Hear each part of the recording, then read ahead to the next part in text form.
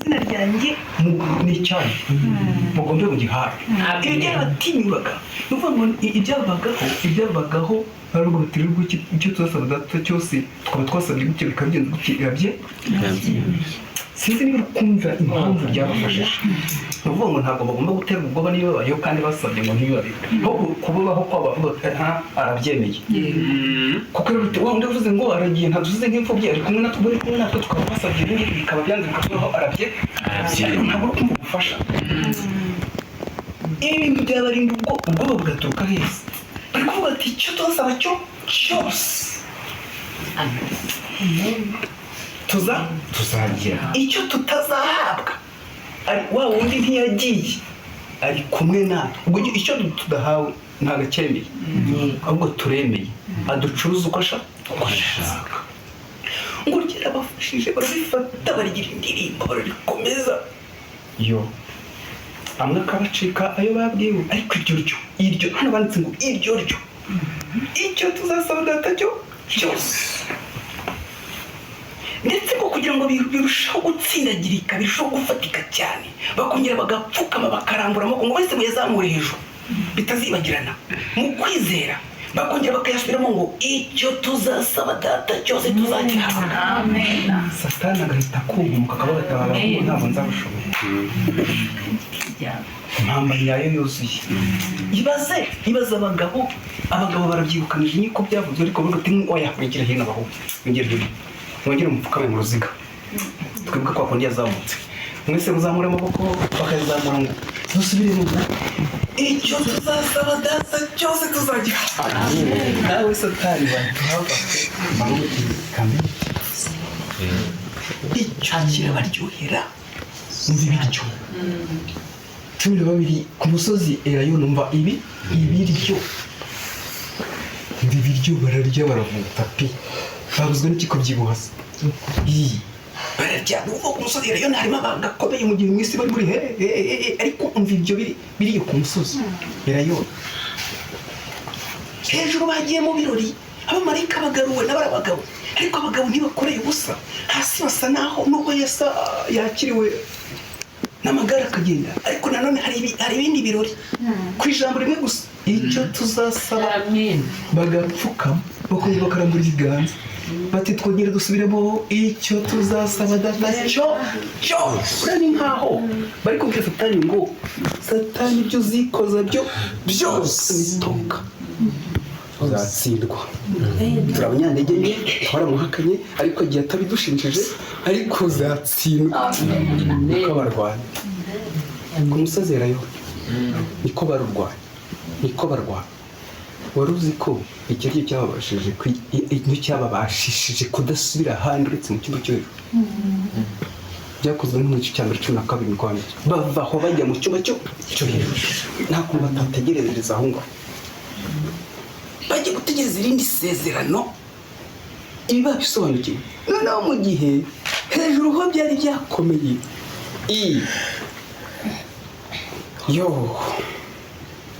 nuko Kristo Yesu yinjirana n'umunyago w'abanesheje babandi b'umuganura mu rurembo. Aho muri urwo rurembo rw'ijuru hari intebe y'Imana rikikijwe n'umukororombya, hari abakerubi, hari abaserafi, hari abamarayika benshi, hari abagabo b'ingabo, hari uwasimbuye Satani, hari abahagarariye amasi Satani atazi batumiwe mu kivi. Ubwo tuvuye rero ariko tugiye kumva n'ibintu byabereye hejuru. Yesu yagiye hari ibyo abamarayika bari gukora muri zaba muri cyo bari kubibutsa nyine kugira ngo barepete gutyo bahangane n'isombere z'umwijima, ariko ko bazamutse naho nyine hari biri kuba. Imana turatumirira n'ishyiraho n'abamarayika rero bahagije, ariko itumira n'andi masi Satani atazi aba yahagarariye.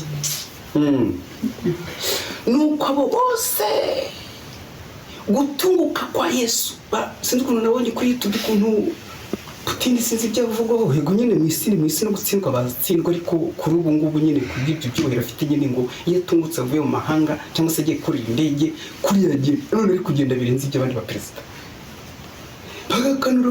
None bashyizeho akantu kavuga ngo ibirenze kumukomera amashyi, ibirenze kugira ikindi bavuga, noneho barararama bakagira gutya ngo bigaragare ko ese isi yose nta kibazo gihari.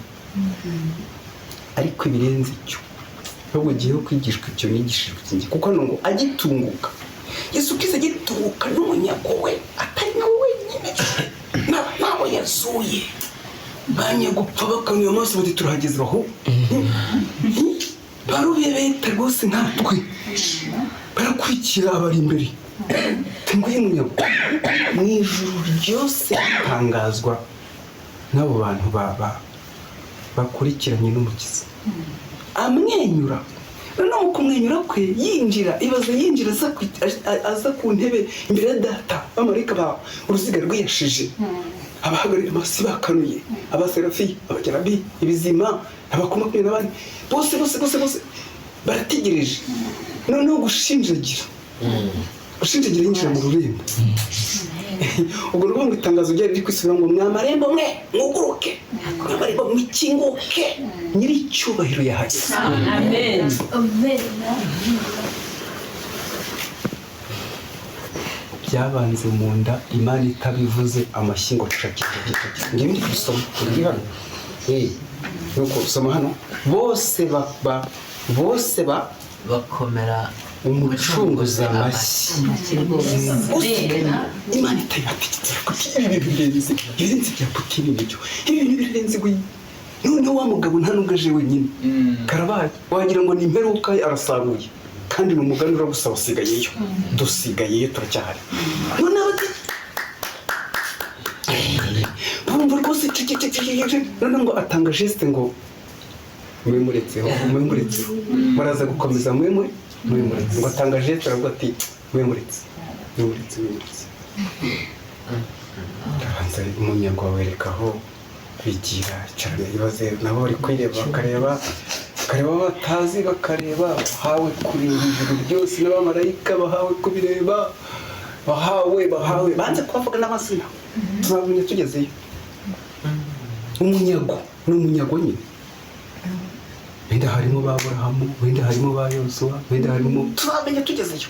Wabarondora se wabamenye baturagurikije ibituro ntabwo barafashije intumwa kubuvuga hagahe gato, none barajyanye yibaze bicaye mu ijuru kandi tutarya n'igice cyo kujya Yesu akora ibyo ashatse, Satani ashaka kwiyahura. Baricayeho arabamama ati mwemuretse gukoma amashyi, kandi bagiye gukubita indirimbo, amashyi agiye gukurikirana n'indirimbo rutura. Nuko aravuga ati mwemuretse hari ikibanza. Nuko ngo abwira data wa twese ati rero amugeze imbere abantu baricaye baritegereje. Rero data dore mu biganza, data kareba ndavivuye rwose. Data reba n'ibirenge ko twabivugaga mu nama y'agakiza.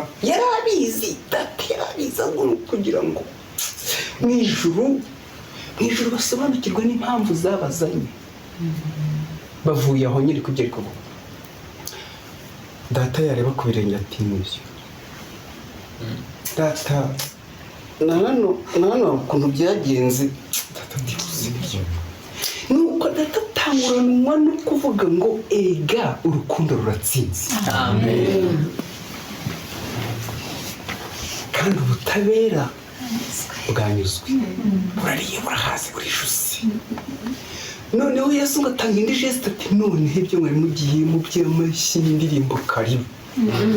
Ubwo bahita bazokora ibirori biratangira, abantu babandi bameze nkatwe nabo ubwabo bongera gufatanya indirimbo ikomeye cyane n'amajwi atigeze abaho. Nuko bati urukundo ruratsinze, iryo jambo ryongera gusakara ijoro ryose, umunezero urabafata.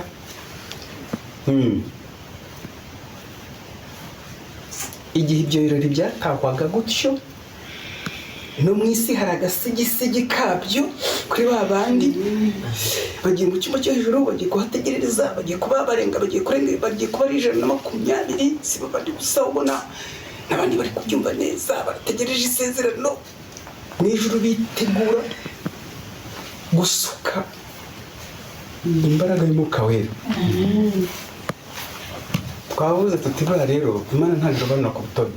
Twaje gusanga impamvu Petero nubwo yamwihakanye ariko yabajijwe gatatu, urankunda? Urankunda? Ndagukunda. Urankunda? Bimukoramo. Ntabwo bizi uko yamwihakanye gatatu niko yamwemeye inshuro 3. Avuga ati gusa n'ibyawe narakwiyeguriye ntaho nguhishe reba. Ukwihana kwa Petero n'igikorwa cyabaye kuri Petero nko kwibitse gatatu. Agasogongera imbabazi kandi zagenewe ku munsi wa Pentekote. Akanyura no muri biriya akaba yarinyuze no kurura umusozi Galilaya, akanyura mu musozi Elayono, Petero yapakiye. Umva noneho ibiri buze ku munsi wa Pentekote biraza uriya mu imbaraga y'umwuka wera ni urugero umuntu azakira bitewe n'uburyo arwizeriyemo. Ngo urugero rutageze siko mujya mubisoma, imbaraga zagusezeraniwe ni urugero rutageze. Uzakira duke kuko wizera gake, uzakira nyinshi kuko ufite kwizera cyane. Petero rero yarapakiye, niyo mpamvu banditse mu byakozwe n'intumwa avuze gusa kandi avuze ibyo Yohana yavuga ati mwihane gusa, niko yavuga ati mwihane muhindukire wa wundi ni uyu ubikoze. Petero niyo mpamvu mu kuvuga ko bite n'imbaraga nyinshi yapakiye, nk'Imana imuvugiyemo nk'inkuba n'imirabyo byashije, bitatu bigwa hasi. Twari turavuga ngo kuki batari kuvuga na Yohana ngo akurikireho na Yakobo akurikireho na Petero wenyine avuga bitewe na biriya bikayapakiyemo. Ushobora gupakira duke ukagaburira bake, ariko nupakira byinshi uzagaburira benshi. Bitatu bigwa hasi. Zatwandikira icyo bitatu bigwa hasi, n'ibihumbi bitatu bigwa hasi. Niba Petero ari kuvuga ibihumbi bitatu bikagwa hasi, rero niyo mpamvu Tabita atazamupfa. Yego ko atari kutubwira Filipo 10 na bangahe abava mu cyumba cyo hejuru kuki nta wundi. Kuki atari kutubwira Filipo, ko atari kutubwira Toma, ko atari kutubwira Yohana nubwo atashya wamushyira mu nguramo utantashye, ariko kuki atari kumuvuga. Ariko na Petero nawe biramutunguye, ageze hariya n'umusinzi waho yarasinze, inyweye ibisindisha yaraneze byaramurangije, ariko Tabita ntabwo byamubana, ntabwo ntibishoboka. Ntabwo aragenda gutyo gusa, niba mutakira mute bamubwiye bati hano hari umuntu w'umugira neza, n'ibi twambaye niwe wabiduhaye. Ni gute Petero atari butanga ikindi cyigisho rero hirwa abasinzira mu amahanyiro ngo aza n'ibindi ariko ifuerikaza muri Petero kubera yabanga yakiriye ifuerikaza kandi yarazi n'amagambo Yesu yavuze ngo unyizera azakora n'ibirenze byo nibo yabwiraga. Burya ngo umwuka yahoraga yibitsa. Kumva urugero rw'ukuntu ba Petero bazi kurya, bazi kubika, bazi kubibamo, bazi kubihoramo, bazi bikabahindura ukundi. Impamvu ibihumbi bitatu birabariya, impamvu Tabita arazuka kongera akaba, kandi Petero akikomeza urugendo rwe atanabirose bimutungura igifuhe kamufata ati Tabi byuka neza akongera akamusubiza. Turi ku musozi we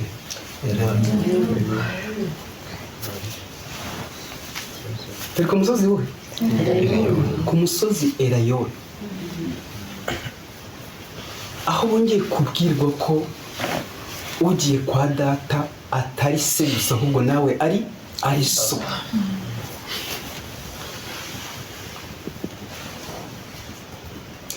Natwe turamutse tumaze kumenya aya magambo, buriya hari amagambo uko bafashwaga twumvaga ko bafataga isezerano bakaritusha yandi bakanamwita rikajya mu ndirimbo indirimbo yasohotse yitwa Amakuru, muhumure indi bambwiye ko ejo izaza. Niba koko amagambo ya Yesu bayafata bakagira amakuru meza babika kandi bakazava umusaruro wigute, uzabeshwaho n'iki? Uhunikute nka Yosefu, wigute. Dushobora kwiga byinshi byiza batize, ariko utahunika. Niba iri jambo ritumye batsinda Satani akavuga ati bye bye, rimwe ryonyine gusa barigira indirimbo rimwe ryonyine, icyo nzamusaba cyose akaryama akandika kandi yari umunyamakuru nawe.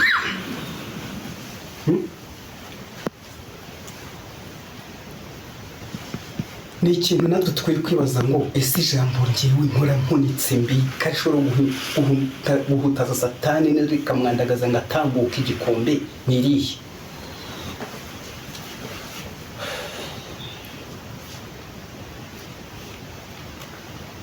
Hari amagambo tubwirwa ko paje 409 y'iki gitabo avuga ngo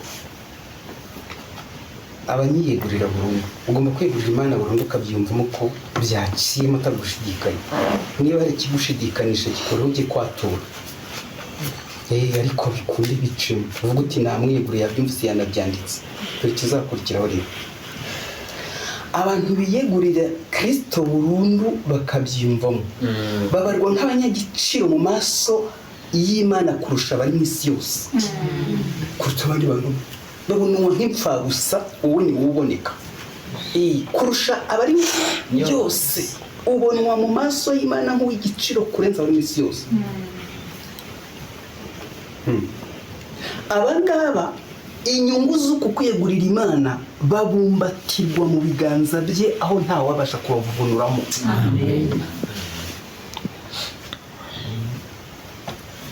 Fata igiceri ugishyire ku kiganza, hanyuma ubumatize ikindi kiganza usobekemo, dore ko Imana ibafite. Nawe ukoze mu bigaragara ntiwapfa kuza ngo ugute utese ko wanamukubita n'umutwe cyangwa se ugize gutyo rero umaze kuzibiza bityo byatakara, ariko wasobetse. Imana yadusobeka ntabwo twumva bwina, tukumva abanyantege nke banamwihakanye akantu kabakije, ariko twe dushobora kubwirwa byinshi tukabimwumva cyangwa se tukumva ngo twateranye gusa, si ubundi guterana bizamara iminsi ingana, ku buryo arigendeye. Burabya natwe ugomba kutwigisha, dushobora kuvuga ngo bahoranye nawe arigendeye none, ariko ikintu basigaranye bakirepese. Twebwe ibintu twasigiwe, ibintu dufashe, abiyegurira Imana burundu batizigamye bakabyiyumvamo, ababumbatira mu biganza bye, aho batabasha kuvunurwa n'ikintu icyo ari cyo cyose. Bizaterwa aho utabasha, ntawe ubasha kuzivunira mu kuboko kwanjye. Hano ku cyigisho cyitwa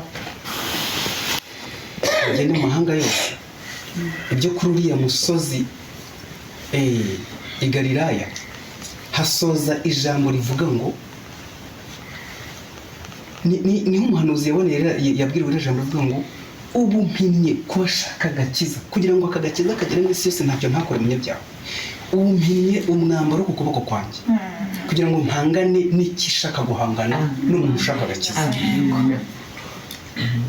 Mpimye umwambaro ku kuboko kwanjye ngo mpangane n'ikintu kibasha guhangana n'umuntu ushaka agakiza. Niba ushaka agakiza ni ngombwa akabona, niba ubushake yaburekuye ni ngombwa imyuka mibi na Satani bikaba Satani agasa nk'upfuye, abadayimoni bagasa nk'abapfuye nk'abahambwe ikuzimu, ariko ushaka agakiza gatambuka.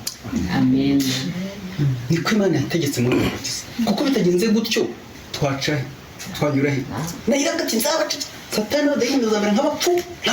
Buriya nicyo Yesu avuga ngo urupfu na kuzimu byambaye urufunguruzo, ndarufite. Urupfu na kuzimu n'ibihindizo bizacagagurika, kwakura uburyo ni wawe. Ibihindizo by'umutima zabicagagura, no mu mwijima uzahabona ubutunzi butumbuka y'amazahabu, nufata amagambo y'Imana kwiyegurira Imana uzabona. Maze akana n'igipfusi kimwe, akana kabumbatiye, hari akana gashobora kumbatira ukazana icyo kakuzana, kandi ari akana kakana gutyo hanzwe none y'Imana. Buriya hari ibintu byakaduteye n'ibyiringiro bisa nk'isuka ikwikiye neza ishobora kukuka. bizagenda bite kugira ngo twumve neza b'iki gihe dusimbura abakera tuzira icyuho natwe amagambo y'Imana tuyafate birenze uko bayafataga tuyarepete niyo Imana yamanuye ngo tuyarepete isunda babigiramo uruhare n'abandi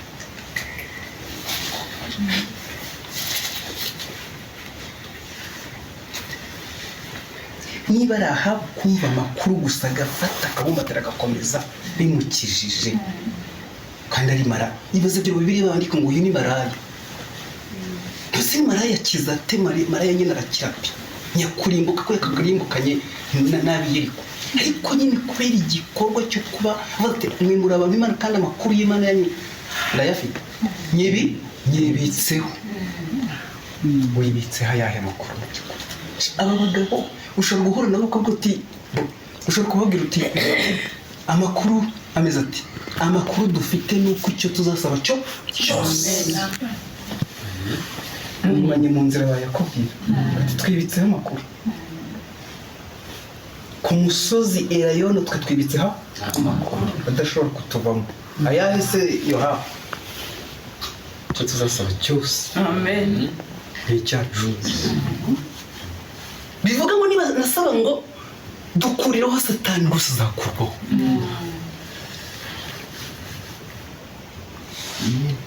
duha ibi n'ibi bizatangwa tugenze gutya burya twebweho wari uzi ko n'aya magambo dushobora kuyabambura natwe tukatwigira ku musozi Elayono tukayacakira twuti rero mwebwe nta nubwo mu gihe harimo arasinziriye ahubwo ibi mwacakiye turabicakiye natwe bibaye ibyacu icyo tuzasaba data cyo kuko hano ijambo rivuga ngo n'abazizezwa n'ijambo ryanyu ntibatwebwe ntabwo ari mwebwe mwizeye iryo jambo ngo n'abazizezwa n'ijambo ryanyu mwe mutakiriho abo nabo ibyanyu ni natwe isengesho rya 17 yari dusabiye abazizezwa n'ijambo ry'aba bandi basinziriye amen ku musozi Elayono nawe yumvise amakuru